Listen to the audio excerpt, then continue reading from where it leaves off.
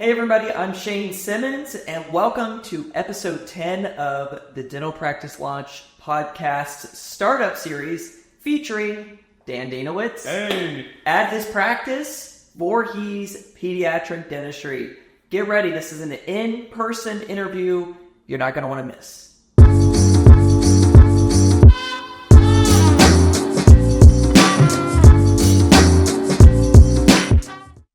Dan, here we are, we're in the practice that we've been talking about all these months, right? That you've been working on for in your head for years, and now we're sitting here in our Sky Lounge. Sky Lounge.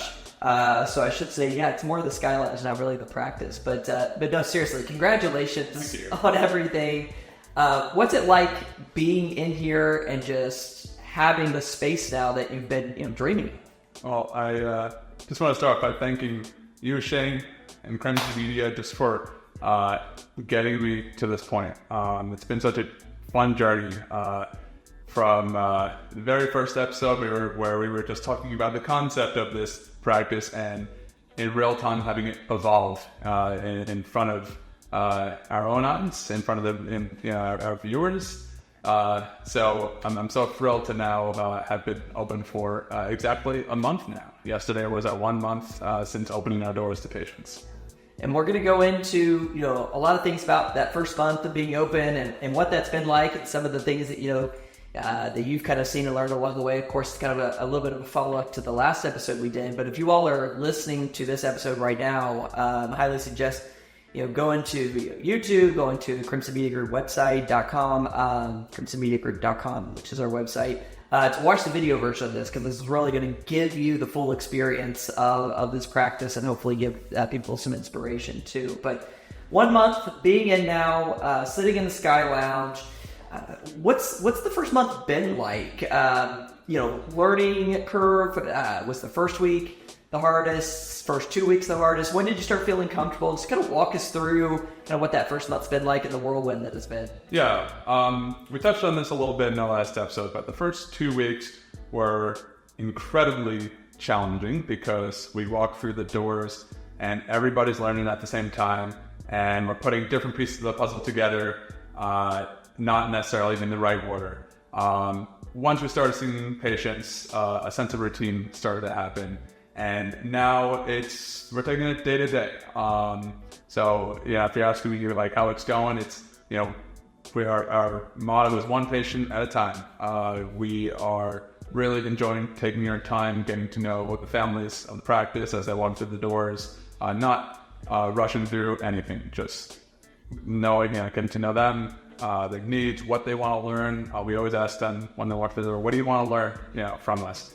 And I think that families have really enjoyed that, and me and my team, we really enjoyed that pace too, because it just really makes for a more meaningful experience for both of us. What's it been like working with the team now, for as long as you've been with them? Everybody, I'm sure, is kind of learning, how each other works, getting more comfortable in their positions. How enjoyable has that been, getting to do this alongside, your team every day? So I really love my team. They are wonderful people, all with unique personalities, and they each come with their own set of strengths that really glues this place together. They have been great at communicating with families. When there's something that one of us may not know, we are able to lean on the other one. And they're really good problem solvers too. Just having been open a month, we definitely don't have the answers to every question, but they each know how to problem solve in their own respective specialized niches. One is really great at hospitality, one is really great at marketing, one is really great at community events and dental health education, and so we're all kind of learning from each other. It's really beautiful. Yeah. And I know we were talking just briefly about kind of the hiring process, and you had mentioned that one of your team members had worked in hospitality for years, and I think sometimes people get hung up on just dental experience, and I understand why, but hospitality is something that you're in the hospitality industry, in dentistry, believe it or not. What was kind of the thought process behind that and bringing someone with that type of experience into the practice? And how do you think it's, helping? Yeah, I think the sooner, so when doing a dental startup, I think the sooner you recognize that you are a member of the hospitality industry, the better off you're going to be. Gone are the days of just hanging a shingle up and putting up your sign and saying, we're open for business, come get your teeth checked. You got to provide an experience. And it's not for vanity reasons, it's for healthcare reasons. You want people to come here, feel relaxed so that they open up to you so that you can get to the bottom of their concerns and their needs. That makes for a better experience for everyone. I never want to be talking at someone, I want to be talking with someone. It's always a conversation. So going back to talking about hospitality, it starts when you walk through the door. The friendly faces at the front desk immediately allow the kids and their parents to feel more relaxed. We mentioned our comfort menu at the very beginning, which is one of our great amenities that we offer here from beginning when you walk through the door to the end. We want to make sure that it's a great time. One thing that a lot of startups we work with, they always ask okay, how much swag items should I order?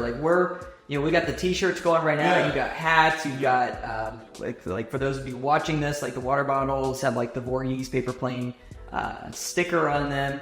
Where did you find some of these different swag items? What all different type of items did you order as a pediatric dentist, and just maybe give people some insight where you found those and kind of how you went about getting those. Mm-hmm. Swag. I wanted to do the swag bag as a giveaway. Kids practice. I want to make it fun. I also wanted to make it cool to wear outside. I didn't want it to be embarrassing. So that's why when we were creating the logo for this practice, we have this regular logo that says Voorhees Pediatric Dentistry, but then we have that kind of iconic one where it's just the paper plane with the trail. And I wanted to mark that I put it on a hat, on a really great backpack. It's in the back of the shirt too, isn't it? Yeah. Yeah, I thought here for the camera, people who can see that. So we've got it on the back of the shirt too, which is really cool. And at one point, a few months ago, it was even shaved in the back of my head. The swag bag. So yeah, there's the bag. We have a water bottle, one of those motivational ones where it tells you, how much you need to drink throughout the day. Some branded toothbrushes.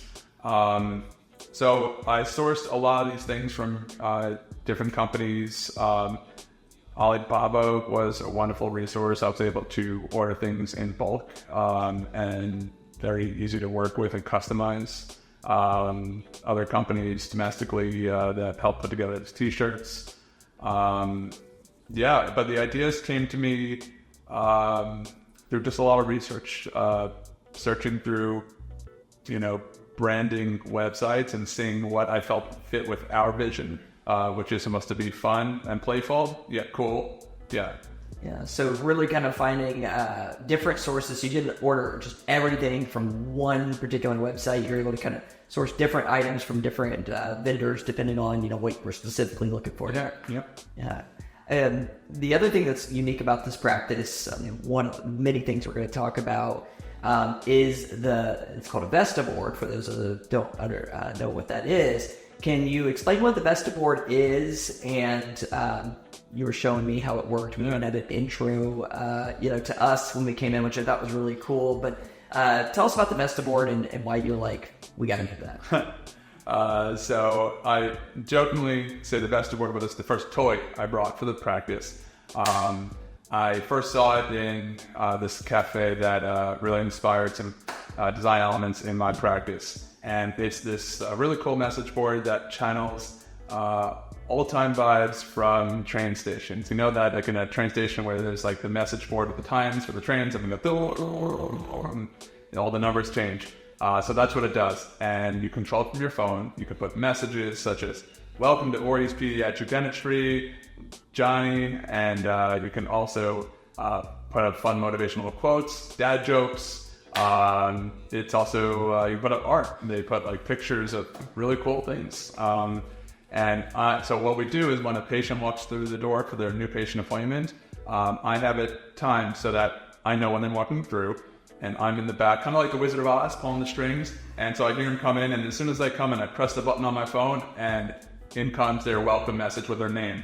And that's one of the things that really, takes them by surprise. And they see this welcoming message. They've never seen anything like that. So great investment for the practice. So it's really like a marketing tool internally, because once you get the patient in, they see the level of like detail and customization that they're getting. And like, how many people have seen that before where, like nobody gets a whole board that like auto switches to their name. I feel like that's probably just something that leaps an impact that is a marketing tool in and of itself. Everyone takes a picture of it. They take pictures like this. Our practice is full of, selfie stations. People want to take pictures with this airplane, with the best aboard, our wall emojis, our tooth fairy wall. It all makes for internal marketing, which is just as important as external marketing. Was that some of the inspiration behind having the photo wall with the wings, having the emoji logos, having this airplane with the seeds, was to get people, you knew something that would get people's attention, get pictures taken, posted on social media, which then reaches their audience in the community. Yeah. Was that did that go into some of the thought when you were putting this together? Absolutely. First and foremost, we wanted the practice to be fun, but that is an absolute intended byproduct of that is I want people to share, with the community on social media what a good time they had, and it's never forced. We would never ever make them take a picture. They want to. They just at the end of their visit, like, oh, let's get the photo booth, props, and let's do it. And the kids just have a blast. What I was surprised about is that not only do the little kids like it, but teenagers are loving it. Which sometimes it can be very hard to please a teenager. And the parents are having a lot of fun with it too. And I think they want to take the pictures of themselves just as much. Because it's fun. We're all big kids. It's awesome. Like, and then like the neon lights, the accents, like it definitely draws you in. And then, I think this plane being here is the first, the fact that it's the very first thing that you see when you walk into the office, it's just kind of like you take a step back because you've never really seen anything like this. These chairs are a lot comfortable. These chairs, for those of you listening and watching, the chairs that we're sitting in, they look like airplane chairs. However, I learned they're not airplane chairs, which explains why they're way more comfortable. These are movie theater seats, right? That's right, yeah. More airlines need to have movie theater seats on their planes because this is really, really nice. It's got that nice, lean back to it as well. But with this part, with the airplane, for those of you watching the video, kind of pointing, it literally looks like we're inside of an airplane right now. What's that conversation like with a contractor, and how do you explain the vision for what you're going for? And did they say, yeah, we can do that? Or was it, I don't know if we can do that because it's not something they get every day, I'm sure. I had an amazing contractor, and he was, the whole group of them, very resourceful in making this project happen quickly. This was one of those things where he said, you know what, this is not my strength, but my interior designer, who was working intimately with the builder, she was able to connect me with this wonderful artist here out of South Jersey. His name is Steve Marone, and he does so many cool projects. He does things for theme parks, roller coaster displays, movie sets. So we got connected, and I told him my vision, and I said there are two things I want to build: this airplane, and then we also have this light fixture in the middle of the Sky Lounge. And I told him what I wanted, and then he added his creative touch to it. He thought to add a lot of color, flair to it. It was a collaboration. It was back and forth for a few months before he actually started milling this together. Yeah. No, it's really sweet. You did a great job with it. The lights too, just added to the accent, and it's just funny how if you just tried to like visually eliminate this, how different it would like look in here. Not that it would look bad at all, but this is just something that's so unique that nobody gets. And then behind that and above us, which you'll see in some of the shots that we'll put in this, we have the mural wall that we've talked about in previous episodes. But let me just say, it is bigger in person in a great way. Like, it is such a statement when you walk in and you see that. How happy were you when that just came about, and I guess when you saw it all come together with the Sky Lounge, the mural wall? Did it come out just as planned?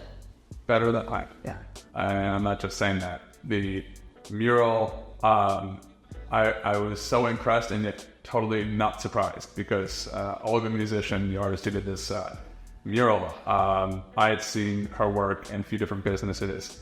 And she has such a wonderful style about her, and she customizes it to every project. Now, that was also a collaboration back and forth. She got the logo and the colors that you had created with our brand, and she worked with that and tied it into our whole theme.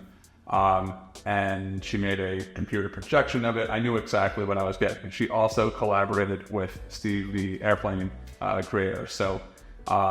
But when we see it actually on the canvas here on the wall, it's so much more beautiful together. The colors pop like crazy. The natural light from the windows all around the office just illuminate it. Couldn't be done.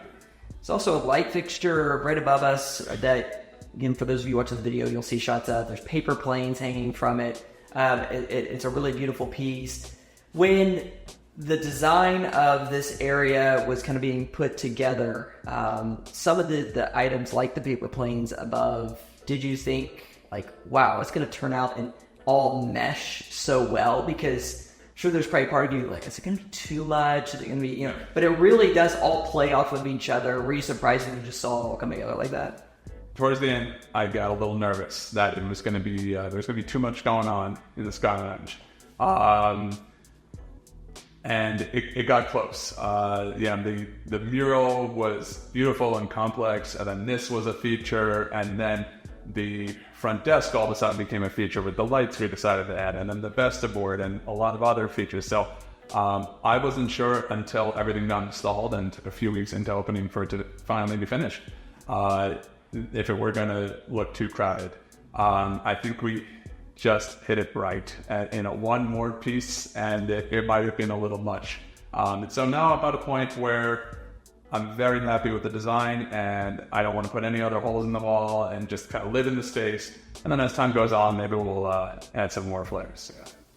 Well, let's move into some of the business side of things now that, we've talked about kind of the experience, the aesthetics. Been open for a month now. Now, one thing for our audience who maybe is catching this episode later, one of the things that is kind of unique about your startup, especially the pediatric dentist, is you started out of network, with insurances. Yeah. What has that been like, starting out? Because I think it's always the dream of most people. Some people just don't start that way, or some of them do. But I know it's something that people want to find out more about, is like, okay, starting out 1 month in pediatric office, out of network, what are some of the things that you've seen that's been, maybe beneficial in having those conversations with patients?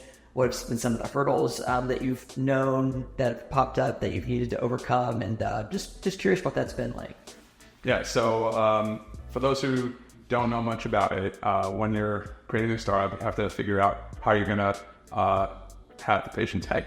That's the nature of the business, and many practices will accept all insurances under the sun just to get a lot of people into the office, just to start getting busy. There's another route that you can take, which is working with insurances while also being an unrestricted provider. So by not being contracted with these insurances, we still work with them. Patients can still get reimbursements from their insurances, and usually it works out very well in their favor. But we decided to do this because it allows us to provide the highest level of care for our patients. It allows us to spend the maximal amount of time with them. Sometimes if you're a practice that accepts many insurances, you end up taking a significant write-off on what you're going to get paid as an office. And unfortunately, that it sometimes forces dentists to up the volume of patients. While I can spend a full hour getting to know a family, in other practices, you might have seen 4 patients, 5 patients an hour just to, make ends meet. So that was why I did it, because my vision was to spend time knowing the families, educate them, not rush through any conversation. It is something that it's going to take, it's probably going to be slower growth, but eventually we're going to hit an equilibrium, and I think, it's going to be all good. One of the challenges about this is explaining it to families who call us. Explaining that they can absolutely come here, even though we are not contracted with their insurance, we can still work with their insurance. In the state of dental insurance in our country is very confusing. No matter how you slice it, whether you're on the dental side or if you're a patient family, we don't even know all the answers sometimes because the answers change all the time. That's one of the secrets of the industry, and it's challenging. It's a moving target. So our job is to explain to families that they absolutely can come to our practice, and that we have to show our value as well. And that value will be in the experience they get, the high quality care they get, the high quality materials that we use, that we can afford to do through our model. Yeah, and then it ties in too with just like the personalization that we were talking about with the vestibule and the time that you spend with the patients. It's like, maybe we're not contracted with your insurance, but you're going to get, like you said, that experience portion and really hammering that home. And so that'd be kind of your advice to those who are looking at going a similar route. Is like, hey, make sure then that you're really up in that patient experience to the best of your abilities, because you want to show them that value right out the gates. Mm-hmm. Yeah. You got to be willing to put yourself out there, and you have to practice explaining why you are so valuable. Yeah.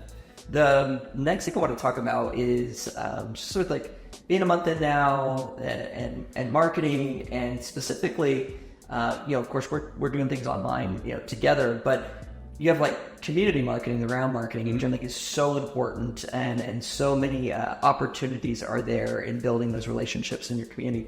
How have you handled that? Have you delegated it to a team? Are you doing it all yourself? Is it a combination? And then what have you found to be, just nice use of your time and doing as much community marketing as possible? Community marketing is crucial. It's not the easiest. You gotta get in the car and drive around. You gotta put yourself in what would be regarded by many as an uncomfortable situation, which is sometimes every time it's cold calling a business and saying, hey, I'm new to the area. I just wanted to come by and visit, bring some yummy treats. Mind if I stop by just for a minute? Just wanted to say hi, hi to everyone. I've never had anyone say no, because when people get that call, they don't even know what to do with that. Like, what? You want to come and say hi? Like, nobody does that. But I realized through advice, from you and my consultants at Ideal Practices that it's a differentiator. And at a new practice in town, these connections are everything. You gotta keep on spreading the word. Word of mouth is everything for a new practice, and I'm starting to see it pay off even just a month in. At least once a week, I dedicate my own time or one of my team members' times to spend a half day going around town, and we'll usually have like a theme. It'll be like, one day it's all pediatricians, one day it's all general dentists, one day it's all other businesses, daycares, eventually schools run their back in session, and then really other businesses like bakeries and gyms and stuff like that, because there's always parents everywhere. And even if it's not like a business where parents are customers, there are parents who are working there. Very recently, one of my dental assistants had visited a dental lab. Just a coincidence that they're right across the street and they're in dentistry. They went and said hello because they're our neighbors. And the next day, someone called who was at their front desk saying, "Oh, I need a pediatric dentist," and I can't. Yeah. Wow. Yeah, that's the impact of it is something that with any sort of marketing, I always tell people it's like the consistency, like you said. It's not, one and you're done. It's that consistency, bringing that in, and with some of the different themes that you're doing the different professions. I think that's smart. Obviously, the school starts back in session, getting involved with the schools is a great idea. What's been when you go visit those places? You mentioned dropping off treats. Do you have a particular flyer, or what information do you give them, and have you seen maybe work so far? So when you go, you never want to seem like a salesman. We all cringe when it comes to you, and information goes in one ear and out the other. And at very best, you are forgotten. At very worst, you are resented for wasting someone's time. You never want to be that person. So you just want to be a friendly neighbor, coming in and saying hello. You never want to be pushy or pushing your services. Really, if Randy Minna's coming by and saying, "Oh," so what we put together was a package where we come and bring some yummy treats, munchkins, and whatnot. We also have a packet. It's called marketing piece. It's like a flyer. It's bigger than a business card, but smaller than a traditional flyer. And it basically tells the top 5 things about me and my practice. Alongside, I always bring swag. So our water bottles, everyone loves the hats, the swag bags. And we hand them out, to people who are we're having a great conversation with, and they really appreciate it. And we try not to make it. We don't want it to seem like we're coming in with an agenda. And we've always, one of the top tips I would have for someone going in is always ask that business that you're visiting how you can help them first. Like, you don't want to, and here's my business cards. It's more like, "Oh, how can I help you guys out? Can I take some business cards from your place and put them at my front desk?" And then they always ask you for the favor and come. It's from one of my favorite books. I've probably mentioned it in this series before, but Robert Cialdini's Influence. There's 5 principles of influence, and one of those is reciprocity. And it's really, someone wants to help someone that is offering to help them first. Like, if someone offers to help you, you want to do what you can to reciprocate that and help them. I think that's a really solid and sound advice. The other part of this that I know practices really want to put focus on and grow, and many of them just I think rely a little too heavily on software, and I understand it, but Google reviews. Everybody talks about Google reviews. They want to get a good Google review. They want to get a high number of Google reviews. You've already started to build that on your side this early on.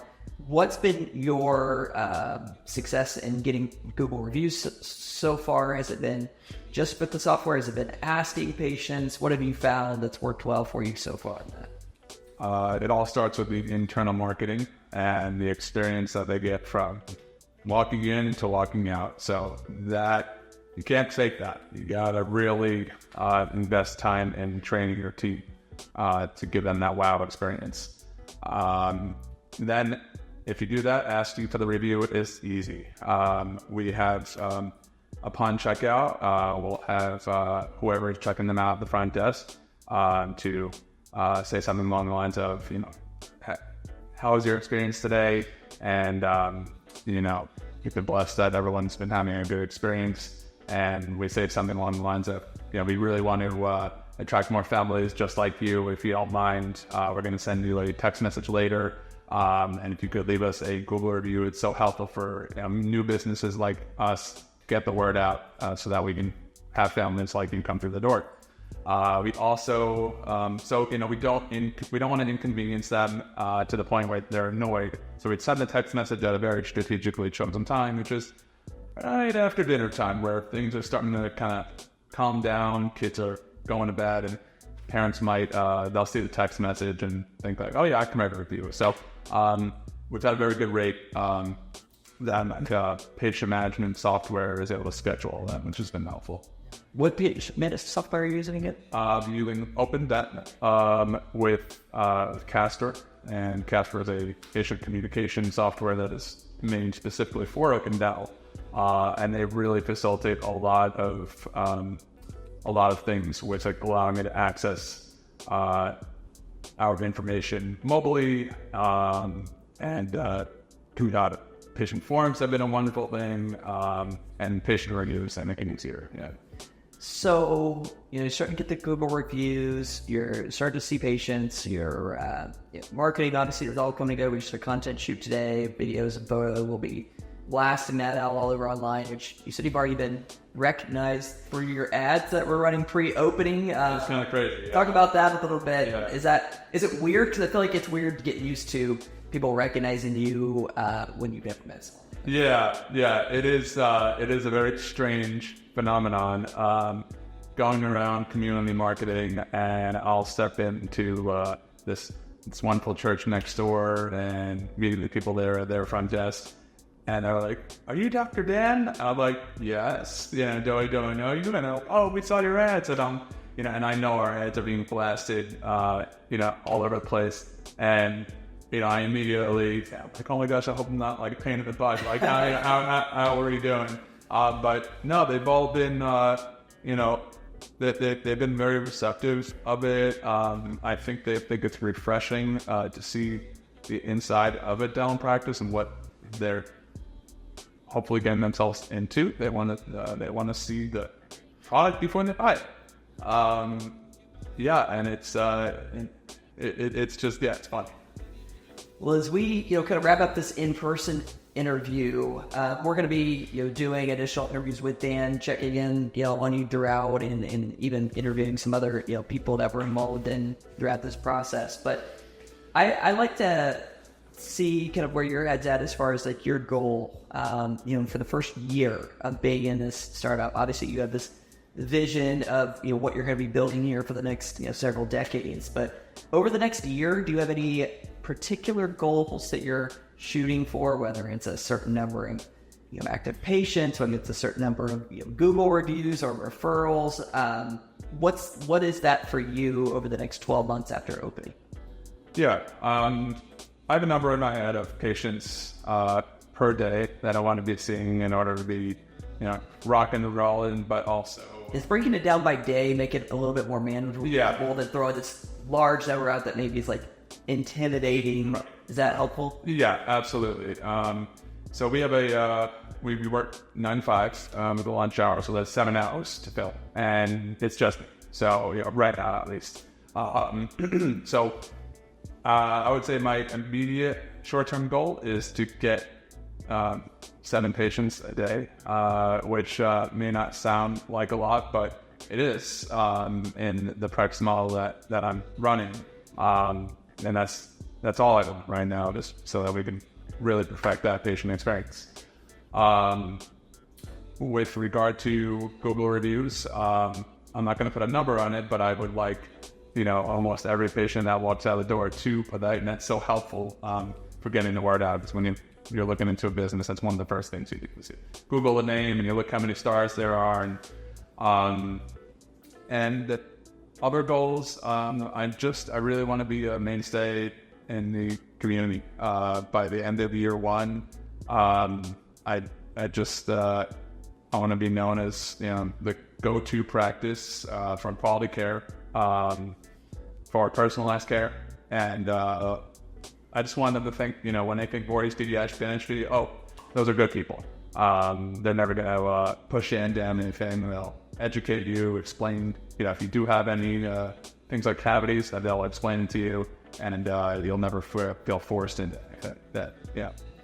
No, I think that's a great goal, and you've built the team around you to accomplish that, having the team all on board, and I think it's just what you've been doing here. It's been really cool to see this whole thing is grow, come together, see you grow as a person. You'll continue to grow, in your role as an owner, and it's awesome, man. You should be really proud of yourself and your wife Michelle too, and just everybody. This has been a very cool thing. And I know it's inspired.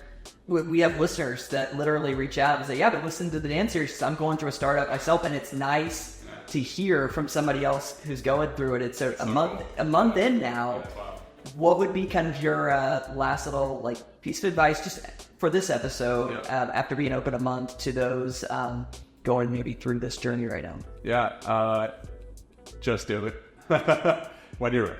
I wasn't ready until 10 years out of dental school. Some people are ready right out of the gate.